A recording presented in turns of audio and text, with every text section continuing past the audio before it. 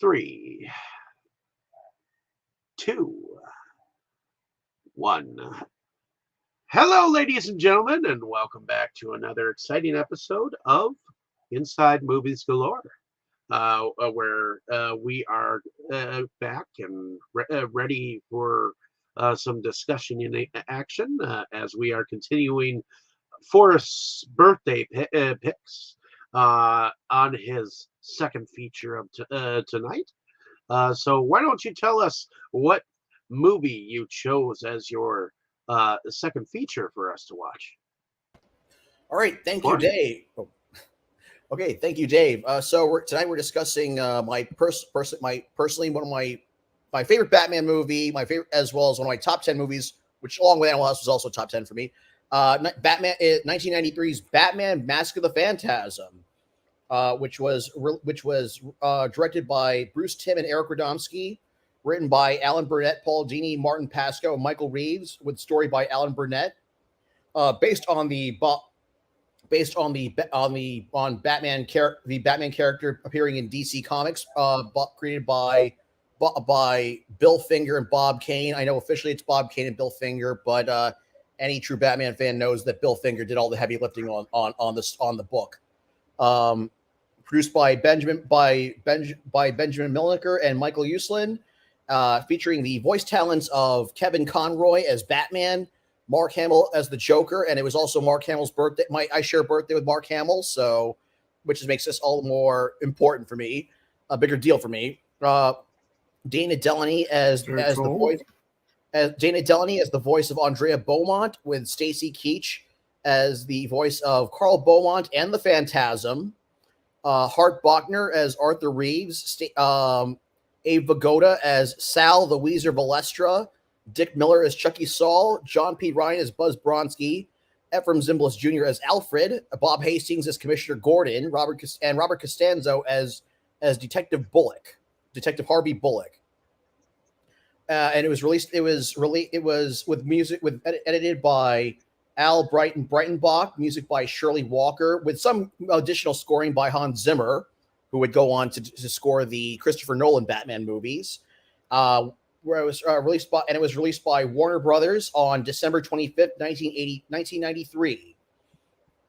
This was the first feature-length animated Batman movie, as well as the first film in the DC animated universe, the only one to be released in theaters. So this movie is set between the first and second seasons of Batman the Animated Series. In it, we find that the Dark Knight has been wrongly implicated in a series of murders of mob bosses done by a new vigilante in Gotham City, whom we by the titular vigilante known as the Phantasm.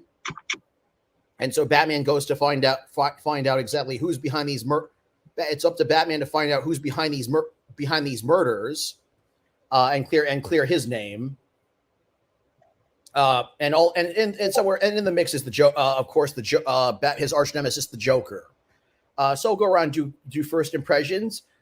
Tammy, is this your first time watching Batman: Mask of the Phantasm? Yes, it is. It's not normally my cup of tea, so and in saying that, I mean, it was cool, it was nice, it was enjoyable. I mean, like, I did actually get into it, and I was, trying to figure out who the Phantom was and everything. So, for being animation, I thought it was pretty good. I mean, I'm, how do I put it? I'm really not into Japanese anime. Okay, so this was all right. They say it's not normally my cup of tea, but Well, this one was actually American animation. Although I know that I read like a lot of behind the scenes stuff on it, and I know that Bruce Timm is a bit adamant that it was partially the show that that animated that his take on Batman was partially inspired by anime, along with the classic classic Fleischer Brothers Superman cartoons. Is there anything else? Anything else, Tammy? Is that it? No, that's it. Like I said, it's not something that I would normally go and watch, but Mm-hmm. it was actually enjoyable. So Okay, very good. Over to you, Jake. Is this your first time watching Batman: Mask of the Phantasm? And what was your first impressions? Well, so strangely enough, this is my cup of tea, and I absolutely love the Batman animated series, which, if I recall correctly, Bruce Timm and Paul Dini pretty much were the showrunners on that. And it was credited with really, along with the Tim Burton Batmans, really did. It was a pivotal moment for the Batman series. And this movie showed one of their contributions. Harvey Bullock was a minor character that they turned into a major character. And then, of course, they created Renee Montoya and Harley Quinn. So they really did put a stamp on this. But this movie, strangely enough, what's up? I was going to say also the Phantasm event was eventually carried over into the comic books herself. Right. I spoiled it for some of the listeners. Oops. But strangely enough, the movie, I'm not really sure why I never went for it. I really, really couldn't say. But I just never got around to it, to the best of my recollection. I knew most of the animated series, but the movie, I just never got to it. And I can't swear to it that I never saw it back in the day, or at least in part. I can't swear to that. I really don't know. And I am almost certain I've seen it at once in the last few years, maybe twice. But if I had forgotten most of it. I could swear I'd seen it. But I really, watching it tonight, I kind of felt like it was a first time watch. I just could not remember most of it. So maybe it was. I don't know.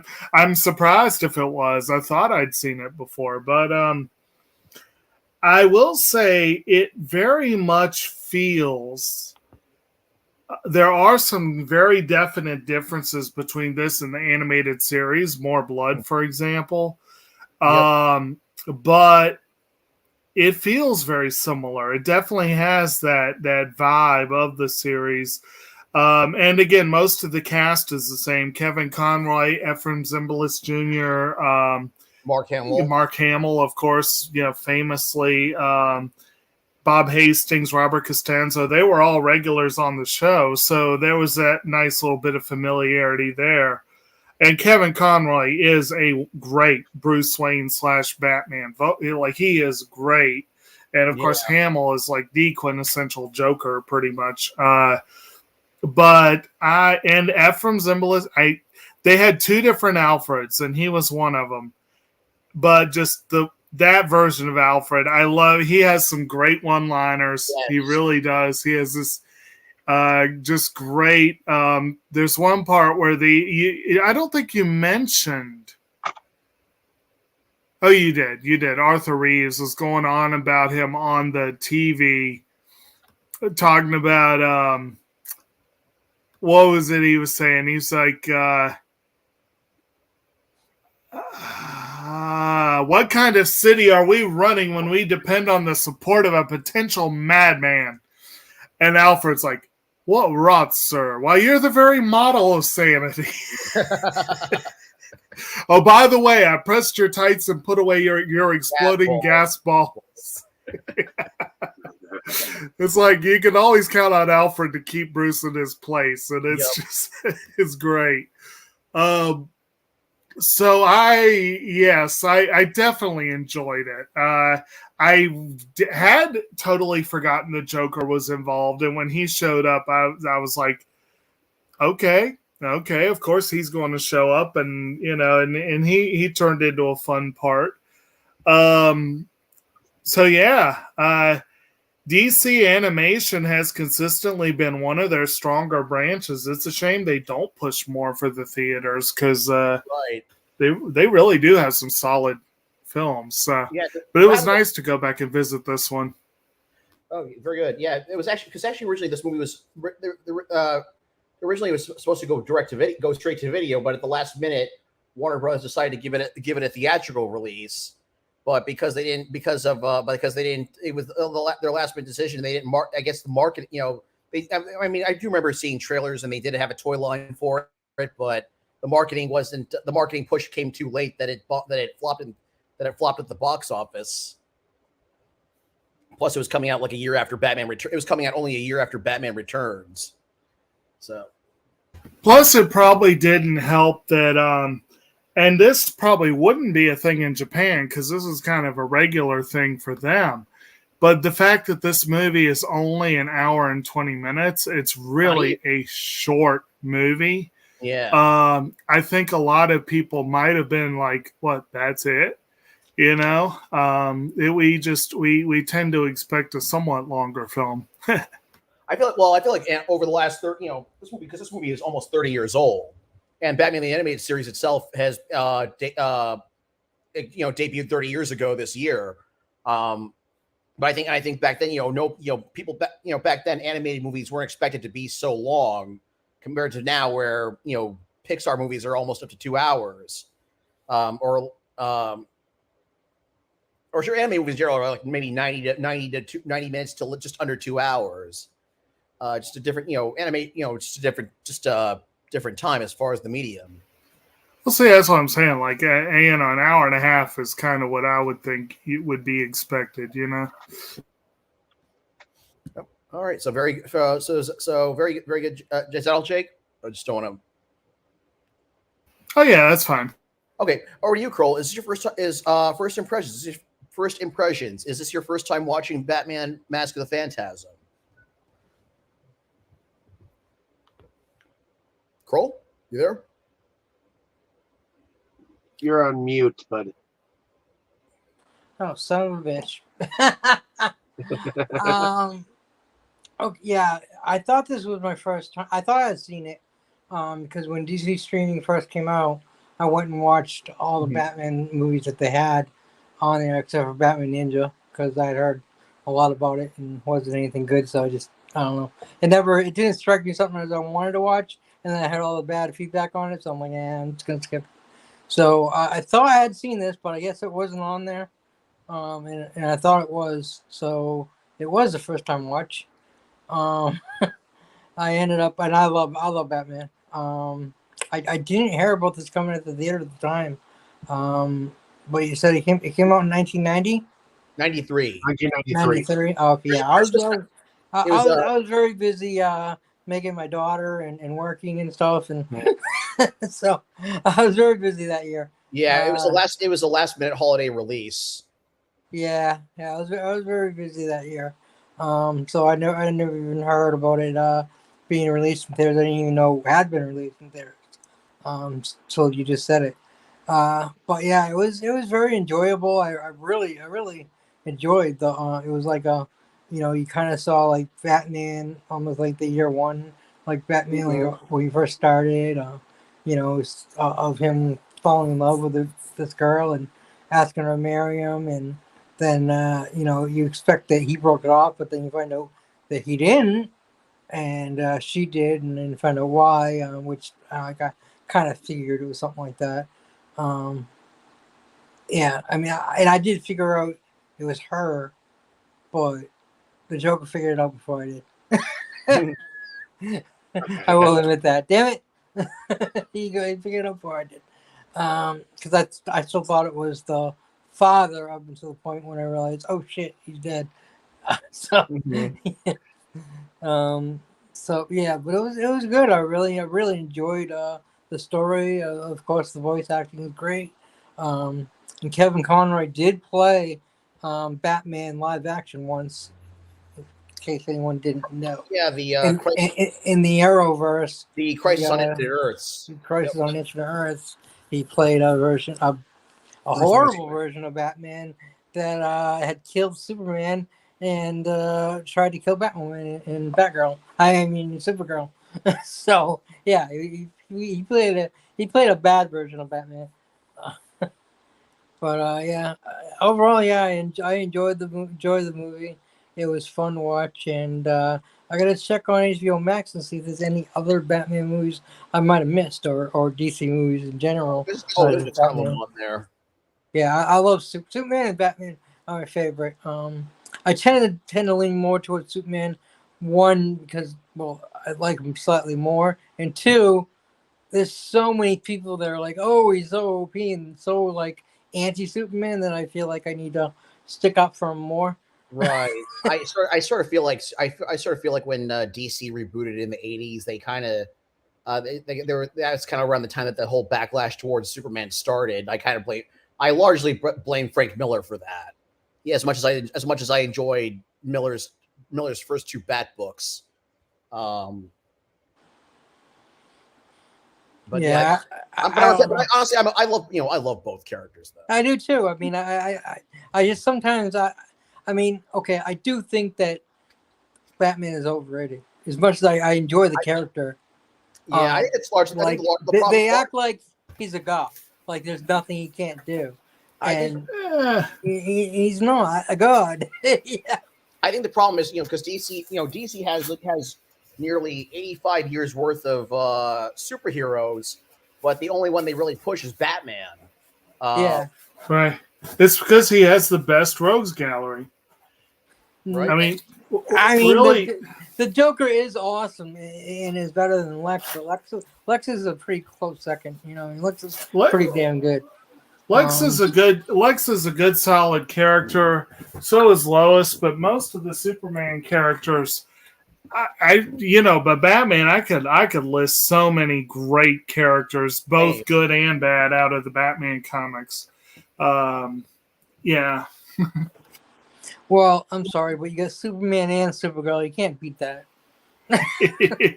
I always, when the first time I ever saw Supergirl, I was like in love. I'm like, yeah, like totally. And that hasn't changed. Wait, I'm just curious. I don't know. Wait, the Supergirl comics movie, the movie, or the TV show? Yes. All three? It was actually comics first. Okay. There was no Supergirl TV show. Back then. Yeah. I mean, but it translated to Supergirl, the movie with Helen Slater. Yep. Damn, was she hot? In '84, and then the TV shows. Laura Vandervoort. That was Smallville. Yeah, Smallville. Yes, she was super hot. Melissa is definitely very cute, very adorable Supergirl. Yeah, so and she can sing. From what I've heard, yeah. Yep. I never watched Glee. I knew she was on it, but that's what it. Not my cup of tea. Me neither. But I've always loved. Now my mother got me into superheroes right away, Superman and Batman. Like just like right away. As soon as I was a little kid, I don't even know how old. Even before Star Wars. Star Wars was when I was 4, and I was already into Superman and Batman before that. So I had the underoos, Superman and Batman underoos and stuff. So I had Superman capes. I used to put a Superman cape on Kermit and on Animal and have Super Kermit and Super Animal for the Muppets. So yeah, totally into like I said, a little slightly more into Superman, but I always loved Batman too. So this was fun. But yeah, that's enough for my first impression. All right, very good, Kroll. Over to you, Dave. First impressions. Is this your first time seeing Batman: Mask of the Phantasm? This is my first time actually seeing this movie, but I do remember the buzz about it, just like I remember the Batman, the animated TV series. What I did not realize is that this movie was so closely related to the animated series itself. It was Warner Brothers' first feature attempt, and it was also their first theatrical. In fact, if I remember correctly, it was their one and only of animated features, at least Up until the Killing Joke. Up until the Killing Joke, which had a very limited theatrical run, which is understandable because it was that was also a huge animated thing at the time. That's one of my But favorite Batmans. I also remember I also remember the buzz about Batman versus Mr.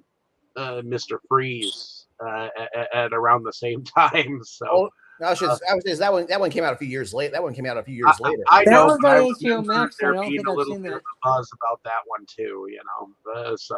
Although actually with Batman, Mr. Freeze, actually you're talking about Sub-Zero, right? Yeah. Because I remember there was some buzz about that, but then they were supposed to.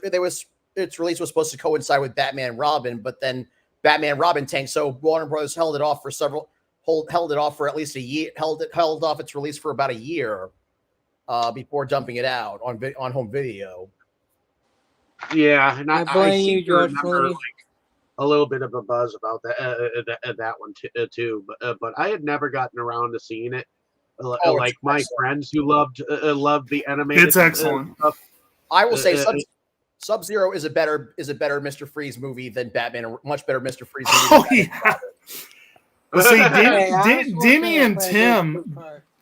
Denny and Tim were credited. Mr. Freeze was one of the characters they kind of reinvented.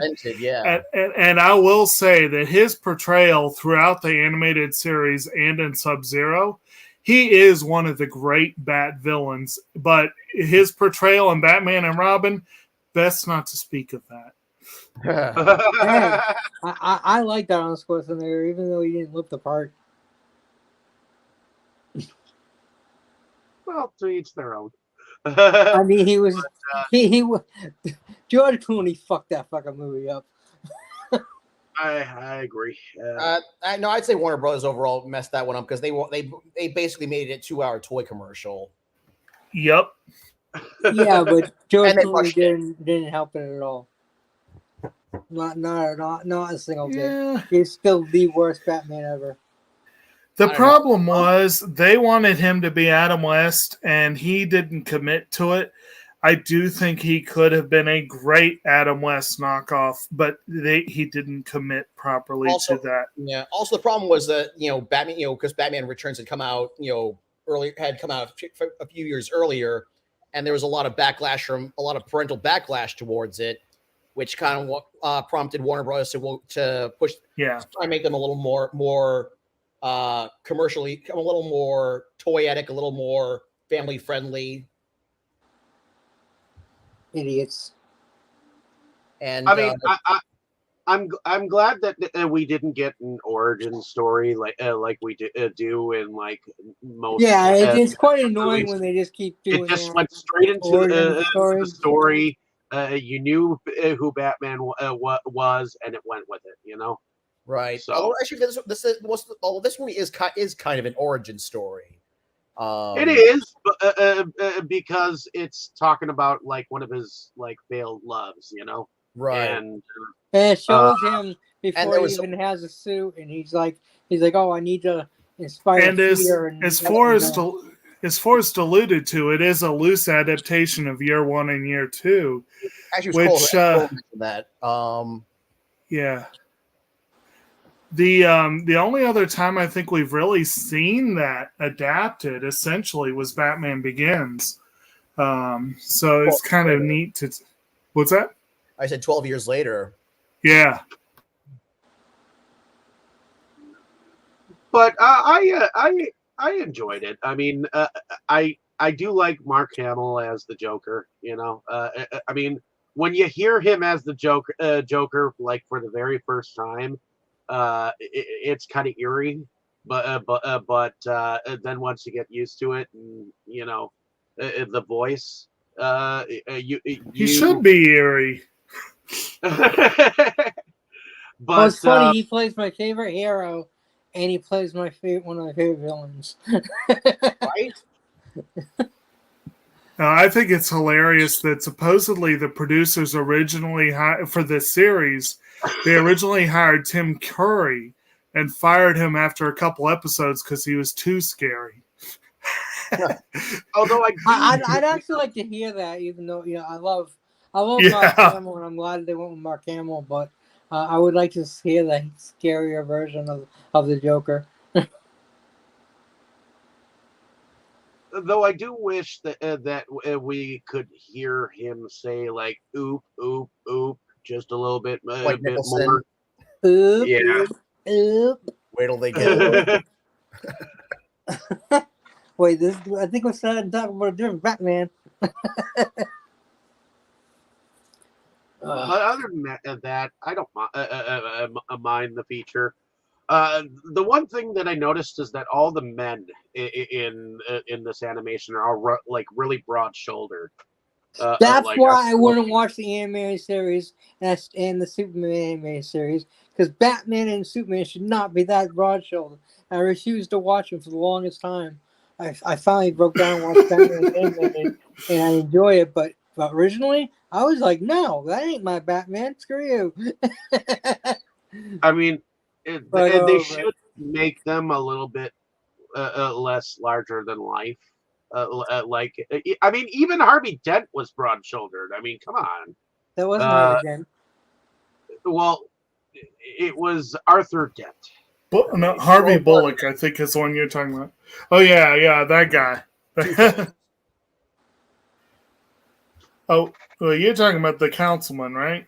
Yeah, the councilman. Yeah. Oh, in the movie. Okay, Arthur Reeves. Yeah. Arthur Reeves, yeah. But it was enjoyable, and I do like that the Joker had some like wisecracks. I mean, he was always had his like comedy going on. The only thing this movie was missing was Harley Quinn. Well, yeah. Well, Harley Quinn at this point had only appeared in I think only one or two episodes. Right. She hadn't quite taken off she hadn't really taken off in popularity yet. I know. I'm just saying, I love Harley. They're my favorite demented couple. Well, like I said, she was created specifically for the show as a favor to a friend. I think it was Deanie that was friends with Arlene Sorkin. Yes. And he just gave her a walk-on role, and people liked it so much they started writing roles for her. And by the end of the series, she was one of everyone's favorite characters. Yep. And actually, Arlene Sorkin does appear in this movie, not as Harley, but as one of the socialites that flirts with Bruce Wayne. Okay. Oh yeah. All right, so Dave, is anything else? Nope. It was fairly enjoyable for what it was. I wouldn't mind revisiting it later on as I completely enjoy my 18 film Blu-ray set. All right, excellent. So, Mr. Fancy. So for me, this is far from a first time watch. For me, I've been a Batman fan for as long as I can remember. I've been collecting and reading comic books for 30 years. Batman was the very first comic book I ever got into. Back in the 90s, I ate, slept, breathed, and shit Batman. I watched, and my dad took me to see Batman Returns when it came out. That was the first Batman movie I saw in theaters. And then I watched the animated series religiously, like every day after school. I would watch it, along with Superman. Along with Superman, which came out Superman, which came out a few years later. For me, the DCAU is the definitive on-screen portrayal of the DC universe. I mean, to this very day, when I'm reading comic books, I imagine Kevin Conroy and Mark Hamill saying Batman and Joker's dialogue. A lot of people do. Yep, and with this movie, I remember seeing the commercial. I remember seeing the commercials for it. Because I was like, oh my god, they're gonna make another Batman movie is coming out. It's the first animated movie. This is a big deal. So so we went to go visit. So we went to go visit my. I was I spent we spent I was we were visiting my grandparents here in New York City for Christmas. And my cousin took me to go see it at because I was one of those lucky kids who got to see it in theaters. My cousin took me to see it at the Regal Cinema at the United Artists Regal Cinema in Forest Hills, Queens. And I just immediately, again, I pretty much ate up anything Batman, but for me, for me, it is my all-time favorite Batman movie. It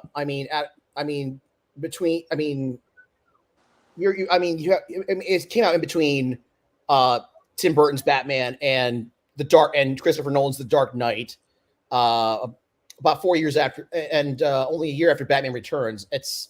I felt like it did things that neither the Batman '89 or The Dark Knight did. He was a detective. Yeah, they actually made Batman a detective. They actually explored Batman's, or it was like the first movie that really focused on Batman and his origin. And Batman Begins was pretty good on his origin. It was just a different origin. Right. Although they had done, I think up to that point, Mask of the Phantasm was really the only movie that had done it. Also, because everybody knew who Batman was, so they didn't. It also offers a partial origin for Joker, which is kind of interesting too. I sort of felt like it, but I felt like it was like first of all, Batman's origin I think was they did it. They really did focus on Batman and his origin. It's done really well. The rivalry between Batman and Joker. Because if you look at Batman '89 and The Dark Knight, they're both great movies, but Batman tends to get overshadowed by the Joker in both of them.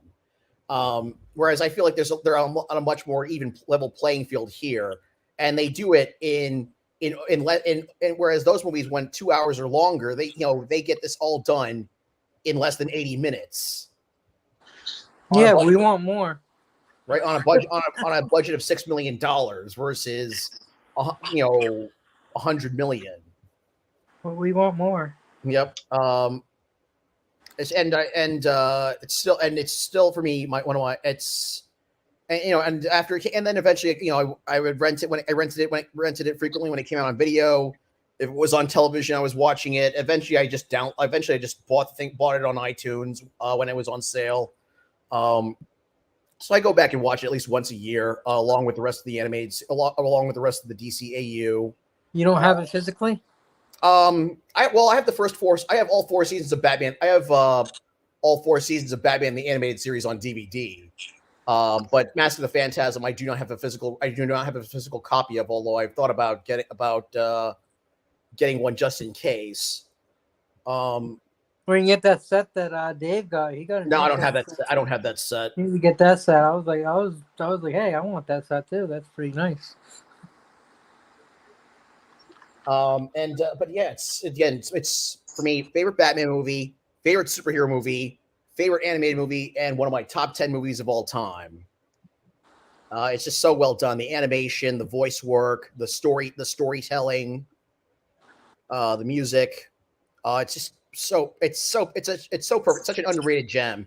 And also, because I remember a few years ago, I was going through a bunch of old Siskel and Ebert reviews on YouTube, and I found the review of this movie, and they gave it 2 thumbs up. But Siskel said he didn't like Mark Hamill as the Joker, and I'm like, what the hell? Blasphemy, right?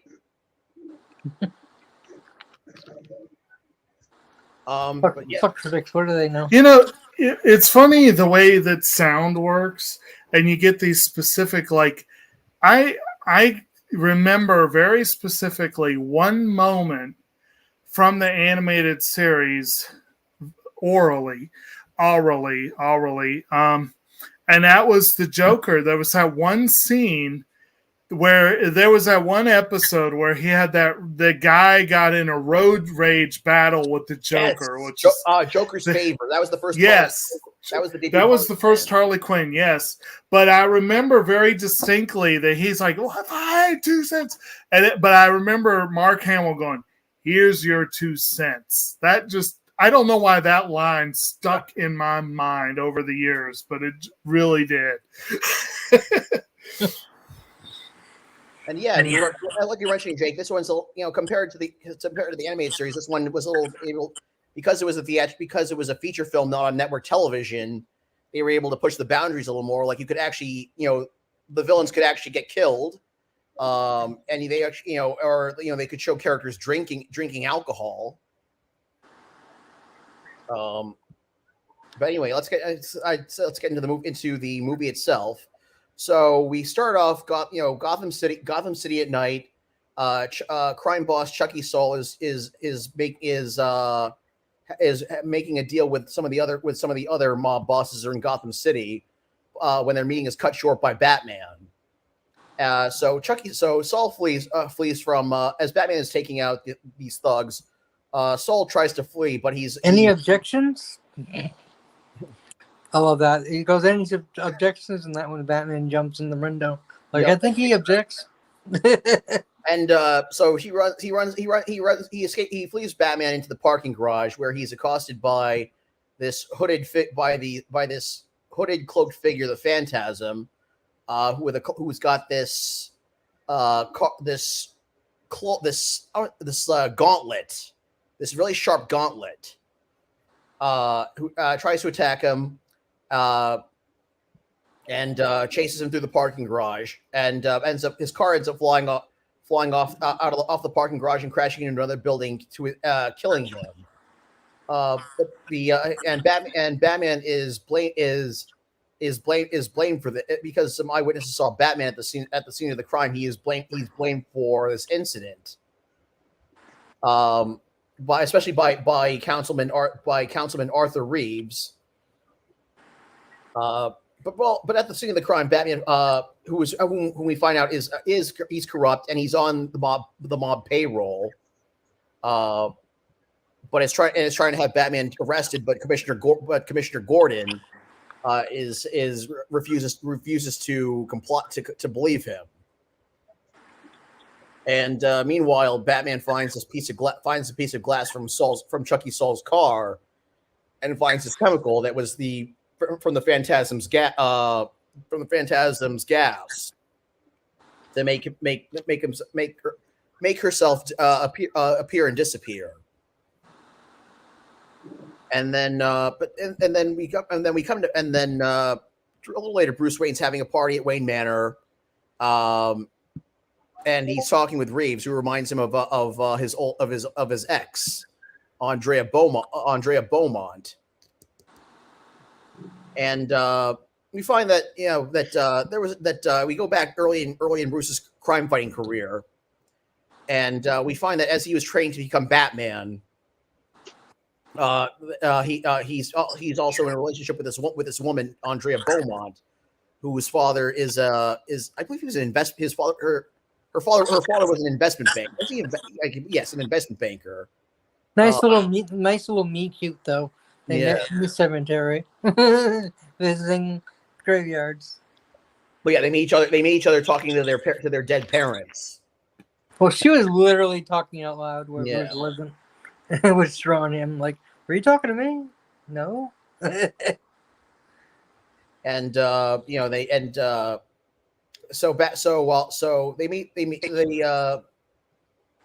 meet, and this is around the time that Bruce is beginning his crime fighting career, and he finds himself conflicted as to whether to commit to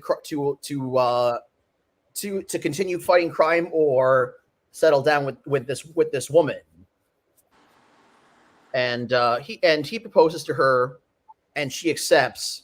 But then she leaves. But we find that she leaves him that she eventually left him a Dear John letter.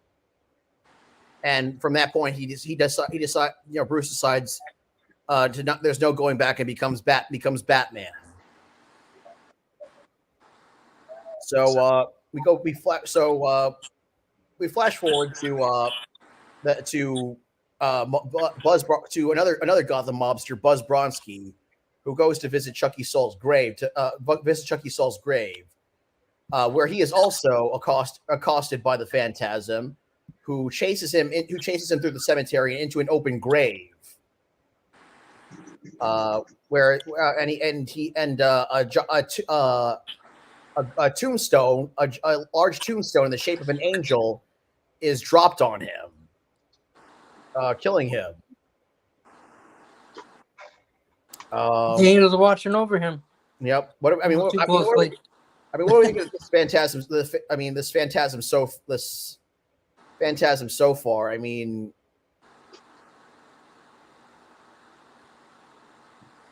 well, I like the look of the Phantasm.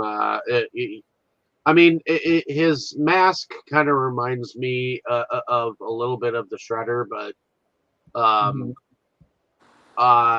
I think for a hooded creature who, when you actually like throw some bullets at him and they seem to like go like through him, that's pretty cool effect, you know. I like the whole smoke and Yep. everything effect. I thought that was really neat.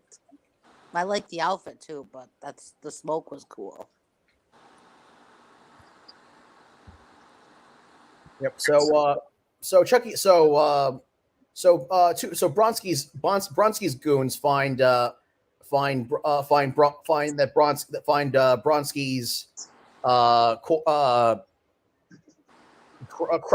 crushed corpse, and they see the Phantasm, and shoot at her. I think it's Batman. Thinking it's Batman, but she vanishes. Yeah. So Councilman Reeves is still pushing for Batman to be taken down, but Gordon won't budge. And then meanwhile, Andrea Beaumont is back in Gotham City, where she starts dating Councilman Reeves. She didn't date him. She was just went out for dinner. Yeah, going out for dinner. Yeah, they're old acquaintances, and he, of course, likes her because she's kind of. Of course, he wants to go out with her, and I don't think she was that interested. Right. And I love this dinner scene. Like I had to do. You got them doing this scene. Batman's spying on them. Batman is spying on them from a building across the way. And it's like I say, it's like two movies in a row where we have the central characters being peeping Toms. But I was reminded though, like, again, you remember certain phrases and certain words. And I just remember this one Matlock episode where Matlock himself got put on the stand for being a witness, and he kept saying, "I wasn't peeping." And I was like, I don't know. For some reason, that was a mortal offense to him that he was being accused of peeping. But I'm just sitting here envisioning Batman being going, "I wasn't peeping." Probably trying to explain himself to Alfred afterwards. Yeah. You were peeping, buddy. And so we come. So peeping Bruce. And we come to find that we have some more flash. We have another flashback. Bruce is taking Andrea out on a date at this world's fair, and they go to meet her father, and Reeves, who at that time was an up and coming figure in Gotham politics.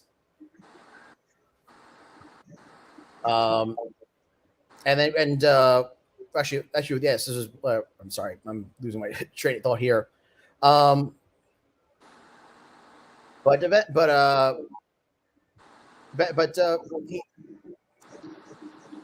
I'm sorry. Anyway, so Batman's continuing to investigate the deaths of Bronsky and Saul, and he encounters Andrea encounters him in a cemetery, where she deducts that Batman is Bruce Wayne, as he had been spying on her from by his own parents' grave. And meanwhile, Batman finds that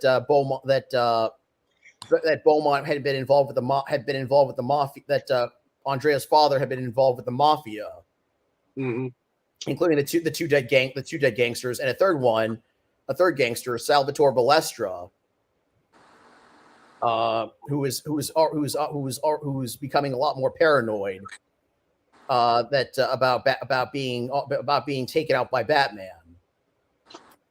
So Balestra tries to get Reeves to help, but Reeves turns him away.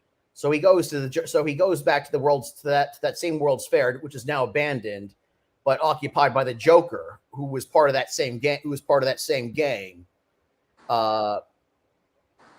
That Carl Beaumont was involved with. And how desperate do you have to be to willingly go to the Joker for help? And especially like when very few people in Gotham even know who the Joker is. And yet these guys are the only ones who do know.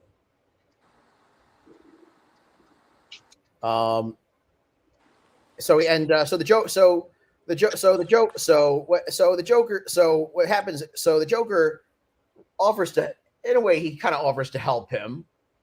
After Balestra reminds him that he had ties to those same dead mobsters, and the Joker but only after he grabs Joker by his lapels, and Joker tells him, "Don't touch." Tells him, "Don't touch me. I don't know where you've been." But and it's Joker who actually figures out that it's not Batman that's going around and offing these people too. Yep, and he does it he lures the Phantasm into a trap by killing Balestra before the Phantasm can. Through Joker venom, but also we find that Valestra's got a camera on him, so the Joker finds out that it's not Batman, and finds that there's a bomb strapped to Valestra's body. So the Phantasm makes a run. The Joker knew from the outset that it wasn't Batman. He makes it his business to know Batman, and he knew this wasn't Batman's MO.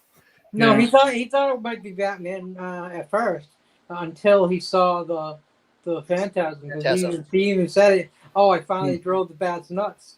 Like he thought maybe it was the Batman. Yeah, he might have thought it for a minute. Yeah, because after all, he wants to drive him nuts.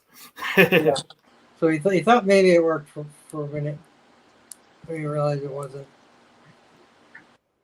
And actually, before that, before the Phantasm goes for Balestra, Batman shows up at Andrea's hotel, and tries to get her to talk on her father's ties to the mobsters, but she won't talk. But she refuses to talk. And we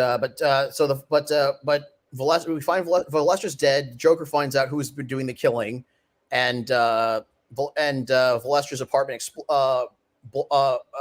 building his home explodes.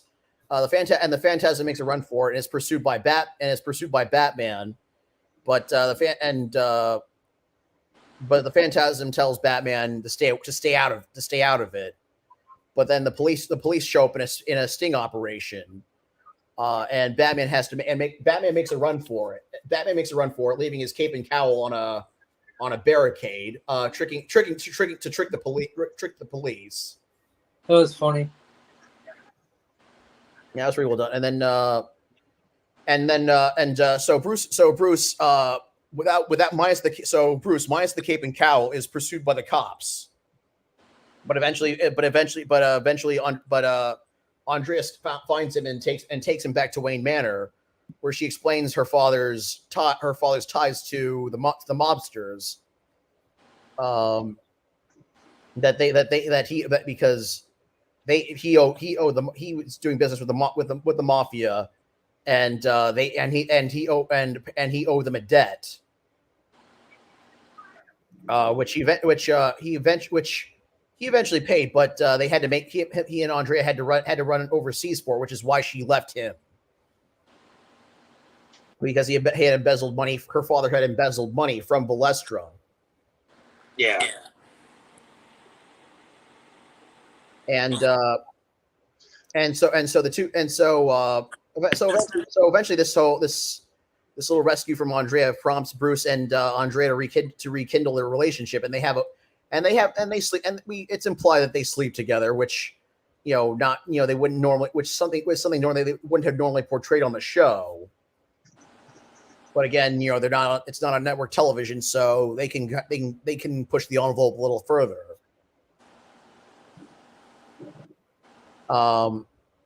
Did you want to see the bat butt? I'm sorry, what was that? I said, did you want to see the bat butt? I'm just kidding.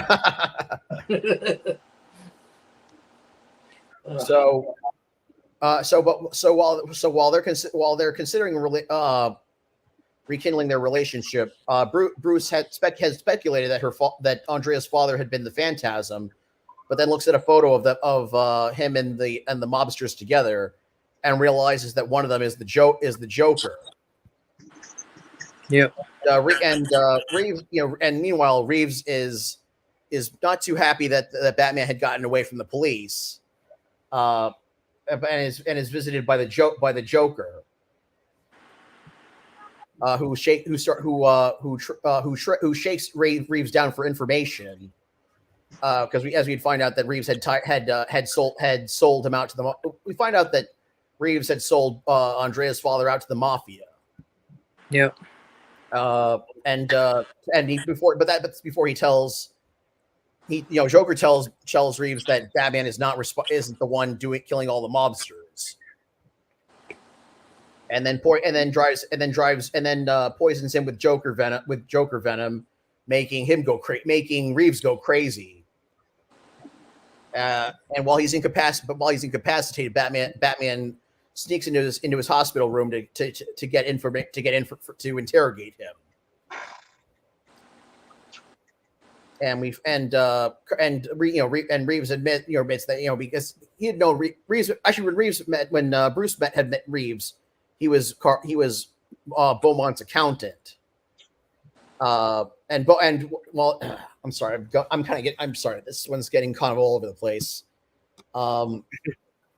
For me, or at least how I'm explaining it. There's just so much to put together, even for such a short movie. There is. Where did you last pick off? Beaumont.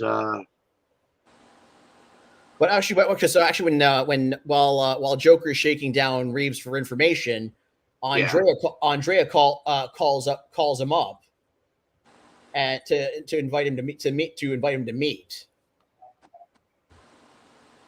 Yes. And he agrees, and Reeves obliges. But of course that meeting doesn't happen.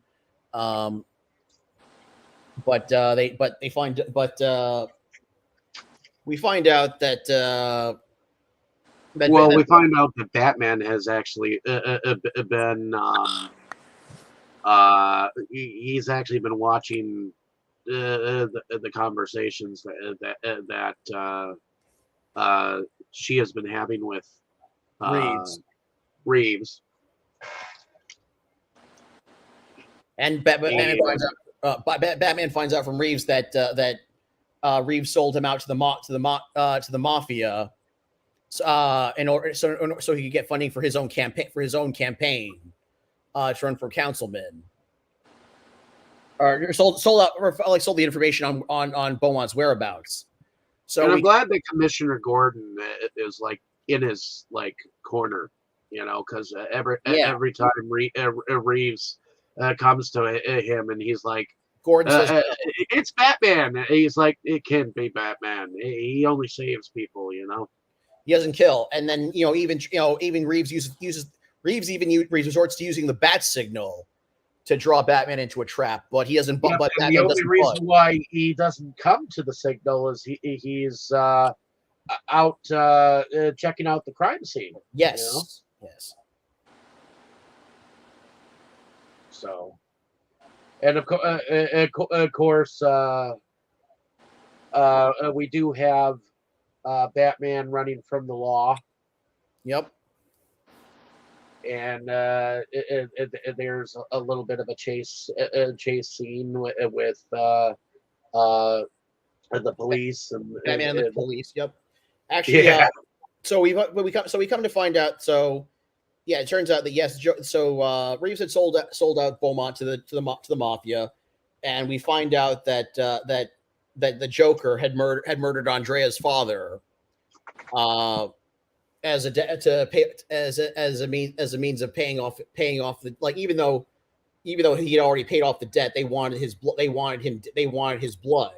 to pay in blood, so the Joker offed it. So we find out that the Joker, before he became the Joker, had offed him.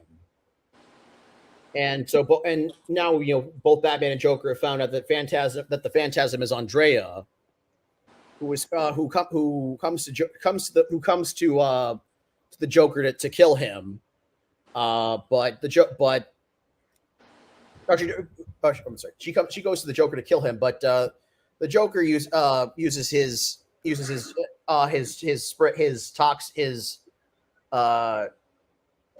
toxin to take out her gauntlet that she's already used up to this point. And a chase ensues through the fairgrounds. Batman shows up to try and stop to take on the Joker and stop her from doing any more killing. But Andrea refuses to listen to Batman. Feeling that the Joker and the Joker and his associates had ruined their life together, and that there was no going back, So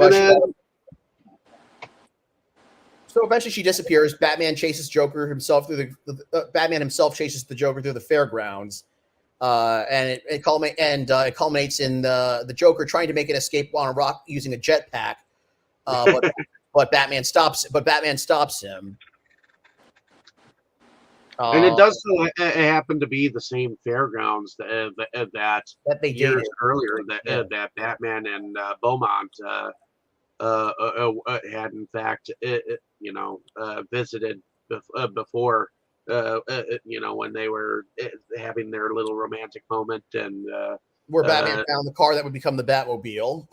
Yep, and they were talking about the future and all that jazz. Well, that same futuristic stuff was in this fairground. Yep. And I do like a couple of the jokes that he says to in the very beginning, I think there was something he said, "Hey, we're not having meatloaf tonight, are we?"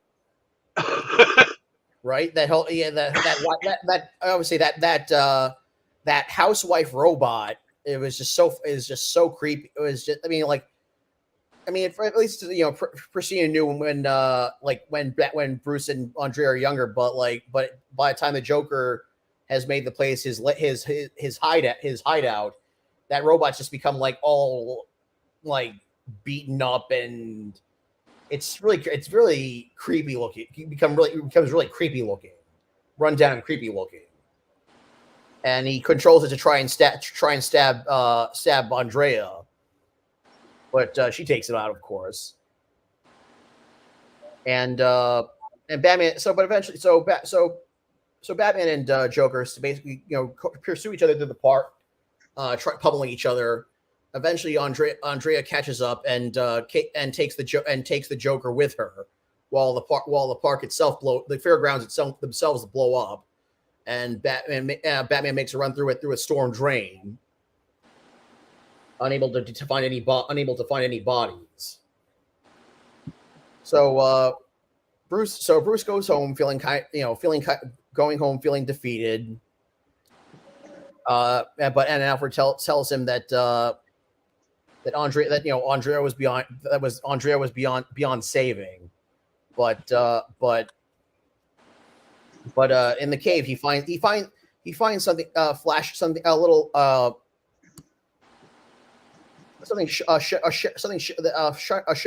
shimmering in the distance in the Batcave. He finds a locket of him and Andrea together, because they had this locket together that he had tossed into a hole when he was after she had left him. And meanwhile, Andrea's on this cruise ship, looking like she's on this cruise ship, looking like she's going to a funeral, and is approached by some party goer. But turns him away. And what do we think about this moment right here, where Andrea's like she's on this cruise ship, there's this whole party going on, but she's looking like someone just died.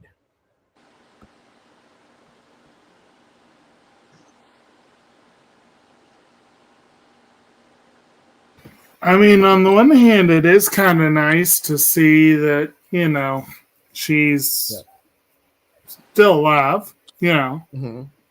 But it kind of feels to me like a little bit of a plot hole. Because was that? I would say, I mean, we don't know what happened to the exactly what happened to the right. Joker. Although he, although considering this movie came out between seasons, obviously we find out that he's alive. Right. They do kind of leave that open-ended, but it's easy enough to suspect that he wouldn't go down that easily. But it's like the two of them were they were in a death match. And right. It really does seem strange that either of them would walk away. So it kind of makes you wonder exactly how that came about, Right. Well, it makes you wonder too if she ever meets back up with Batman. They actually did explore that. They actually did explore that in comics and later cartoons. Oh, okay. And eventually, her character was added to the main comic book, to the main comic books. Much like Harley Quinn, she was added to the comic books later on. I don't remember reading any stories with her, but maybe because I wasn't as familiar with the movie, I might have just missed references or whatever. Oh no, Phantasm was added to the comics like only within the last 2 years. Oh well, there you go. But I remember because DC did put out a comic book series that was set in the DCAU. Which followed up what happened to Andrea and Reeves. And that's in that story, we find Reeves has been, he's been disgraced. He's no longer he's out of politics, and vowing revenge on both Batman and Andrea. And then later on there was an episode of the Justice League cartoon that was supposed to also serve as an epilogue to Batman Beyond, which had already ended. And in that one, we find an aging Phantasm is about to kill Bruce Wayne, but she doesn't do. I'm trying to remember if she was trying to kill Bruce. It's been a while since I've seen the episode. Justice League epilogue, but.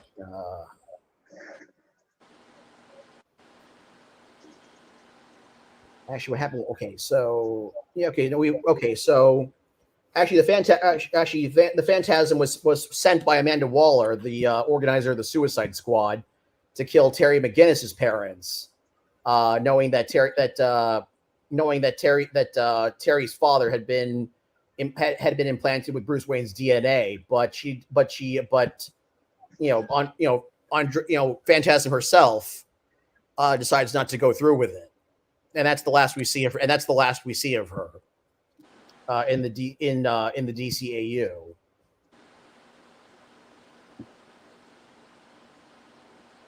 Okay. Yep. And so meanwhile, and then we go back to Gotham. But then we go back to Gotham City. Batman is on the ledge of a building. But we find that he's been cleared of the accusations. The bat signals flashing back up in the sky, and he swings off into the night to respond to it. Roll credits, and this sappy ballad by Tia Carrere. All right, so we have any other I just want to know before we go around to do any any additional thoughts, because I know I kind of did a lot of the talking on this one.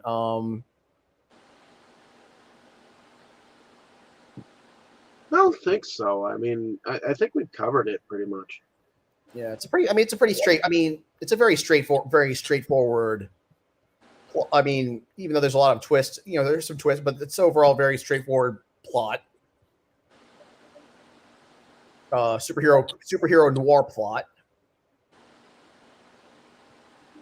Oh yeah. And I guess what do we think? What do we think about the the animation, the music? I know we've spoken a lot. We've spoken quite a bit about the voice work.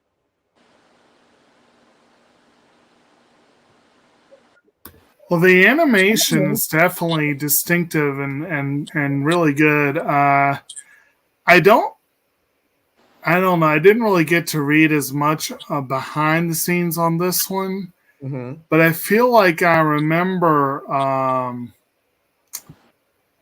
I feel like I remember reading that the series was illustrated against black paper or some such thing. Yes. It gives it a darker look than your typical animated production.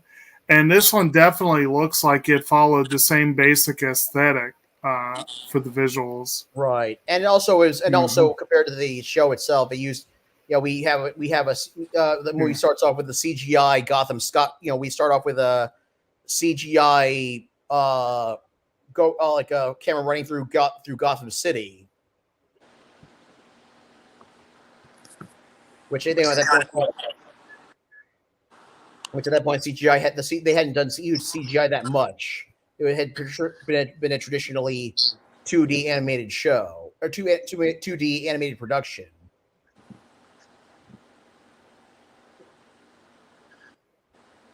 I thought the production was pretty good. I mean, other than the broad shoulders of I'm sorry. Not everyone should be broad-shouldered. I mean, it's Batman shouldn't be. Batman should be beastie, but he shouldn't be like. I don't think he should be that beastie. I think he should look, a little closer to, Adam West or Michael Eaton.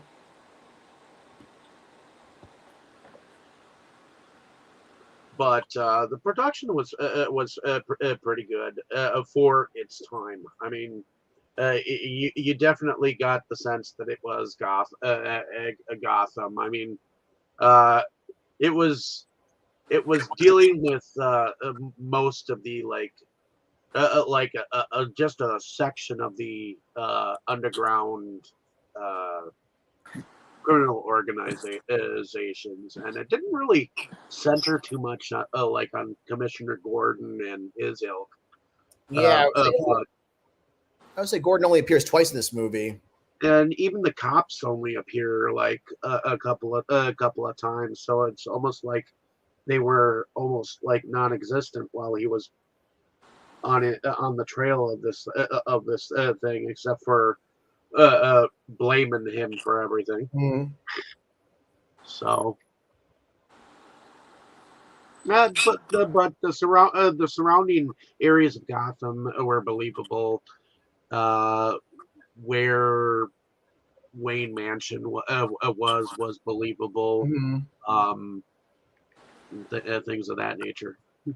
So, anyone else? Yep. Thoughts? Animation, music, anything else?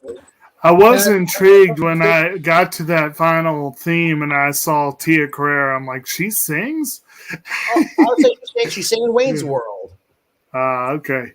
Yeah, well, I know her as an actress, but yeah, as a singer, I found that I don't remember Wayne's World well enough to remember that. Wayne's World, I excellent. would say that one's a frequent. I mean, along with this movie, that one's a frequent rewatch for me. And all right, so I guess we go around and do favorites. All right, sorry, with you, Tammy. Any favorites like characters, moments? The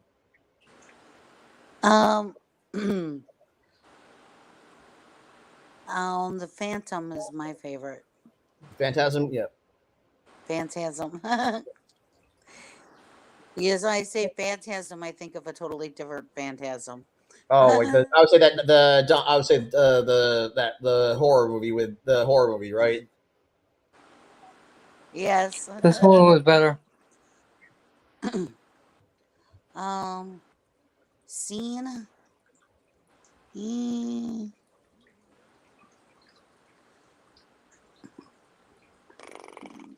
I guess the fight between Phantasm and the Joker, I thought that was pretty good. So that.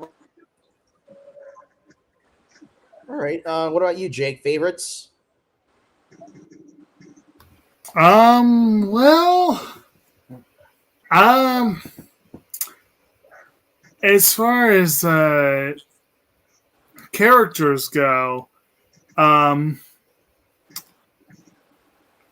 it's kind of hard to really pick, like, because it's so closely tied to the series, and some of my favorites are not even in it, but definitely this version of Batman is probably my favorite version of Batman.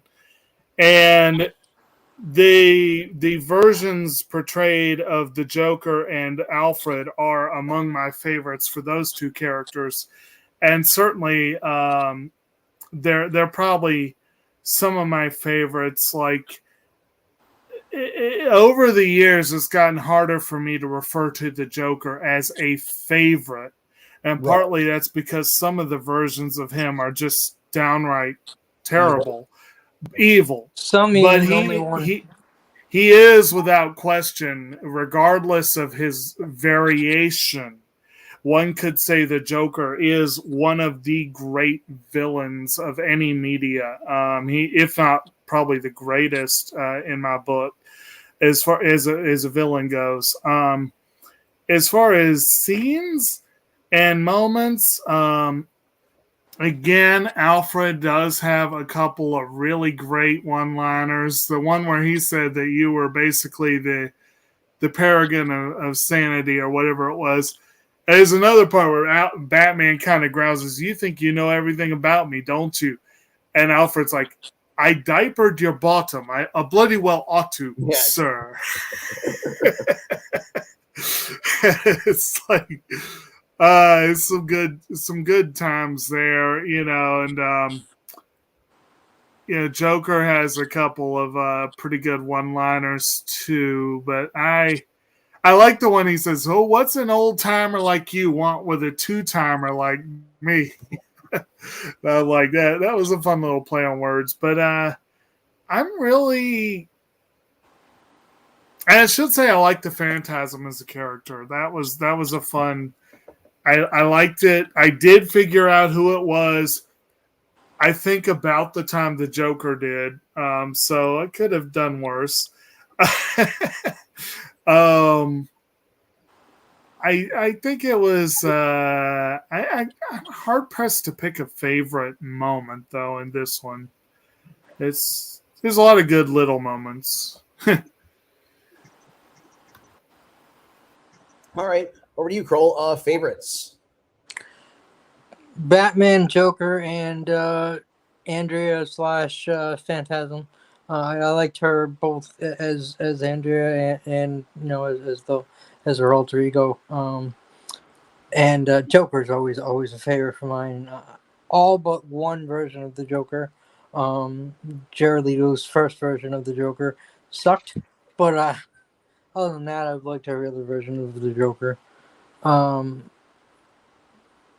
Now, as far as favorite scene goes, I'm going to go with actually when they're going back and showing Batman first putting on his outfit, and he puts on the mask and he turns around, and Alfred's look of horror when he sees him was probably my favorite scene. It was just so great how Alfred was just shocked at seeing him like that, and would look terrified, and I just loved how they illustrated that. That was actually that's obviously the look he wanted. He wanted people to be terrified, and just Alfred's look of him of terror was just great. So that's definitely my favorite scene. Of course, there was a bunch of great liners, like you guys have already said. So don't need to say anything more on that on the liners. They were definitely great. But I just love that scene. All right, very good. And over to you, Dave. Favorites. Favorite character is the Joker. He is one of my favorite villains of the Batman universe. Favorite scene or scenes. I have to say that um, the romantic scene between him and Beaumont, where they were talking about the future is one of my favorites. But also when she kicks his ass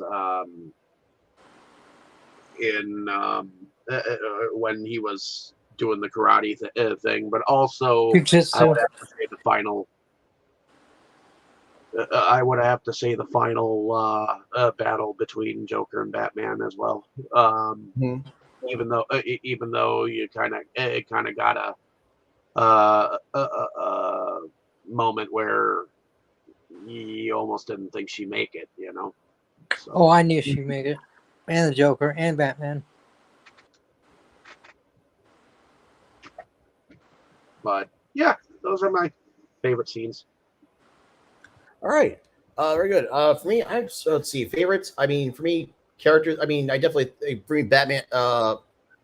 Batman. I mean, this for me. This again. This is my. For me, the definitive portrayal of the dark. For me, this is the definitive portrayal of Batman on screen, whether television or film or video. Whether in television or film.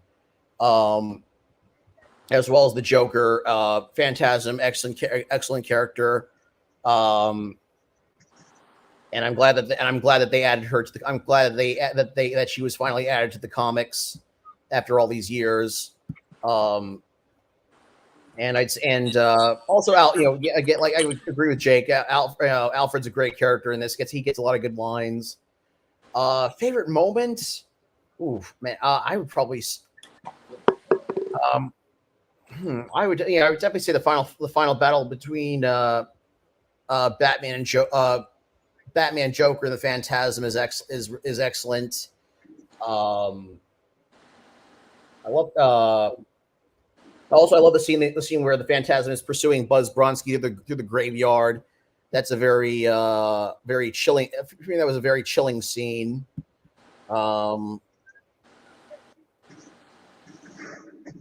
Yeah, it's oh god. That's No, I think I'll keep it at that for now. Yeah, I think that's pretty much that's all on Batman Mask of the Phantasm. Alrighty. Let us go around and do our outros. Let's start with you, Jake. Why don't you tell us a little bit about yourself and what you do? Hey guys, I'm gonna bounce. I'll see you guys later. Okay. Okay. All right. All right. Well, my name's Jake. I'm the co-host of the YouTube channel SeptumSin versus the World, where we go on talking about physical media and all of its forms. And we last night did it. Well, I guess I'm not sure when it's actually going to be released, but the we did discussion this week on our anime anticlimax on the movie Primari. We also, on the 30th, Friday, I believe, will be the airing of our yearly Versus Awards. This will be the second annual Versus Awards, where we looked at the films of 2022 and decided, along with our esteemed Academy, what the winners would be. So definitely tune in for that. We had some pretty good. We got some good presenters. I think we had as much participation in the presenting as we did at any other step of the process. So should be pretty fun. Meanwhile, and I know Brandon would have probably liked to have been with us tonight.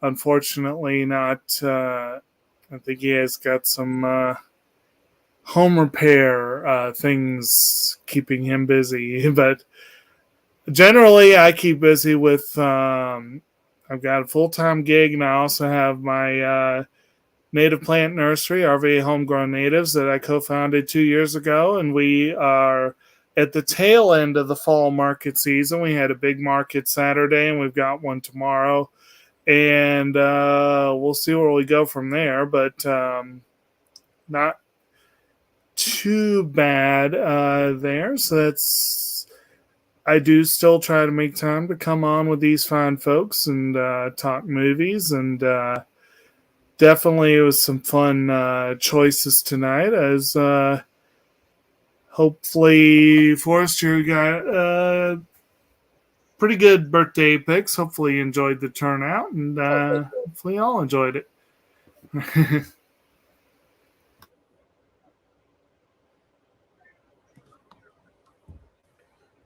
Alrighty, heading over to you, Forrest. All right, I'm Forrest Bennett. I'm an independent film producer and sometimes actor based in Long Island, New York. I always got something going on in the pipeline. You can catch me on it. Find me on Instagram under My Name Is Not Gump, where I do comic book pickups. I'm also movie collector, and you can also you can catch me on a show here in New York called Under the Radar. They have a YouTube channel where we review newer movies and TV shows, and on a podcast called Nostalgia Time with Kid Champagne, where we talk about 80s and 90s pop culture. And again, I've always got something going on.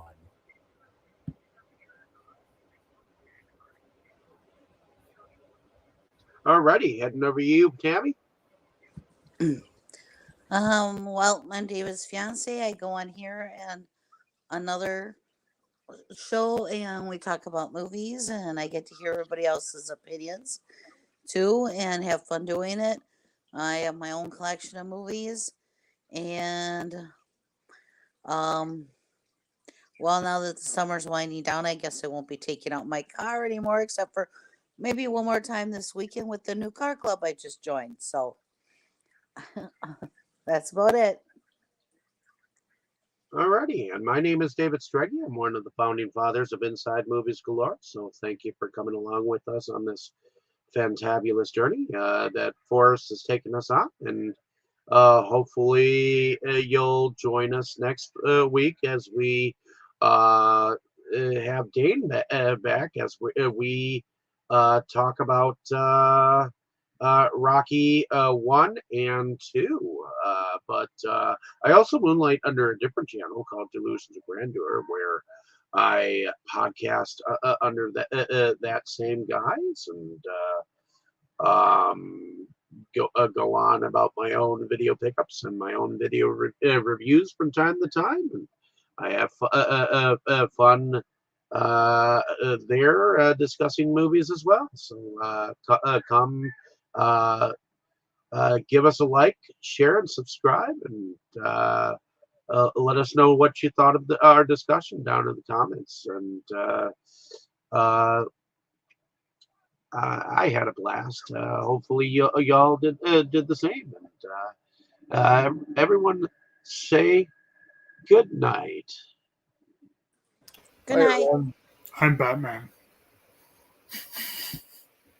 Can't be too sure all those weirdos out there.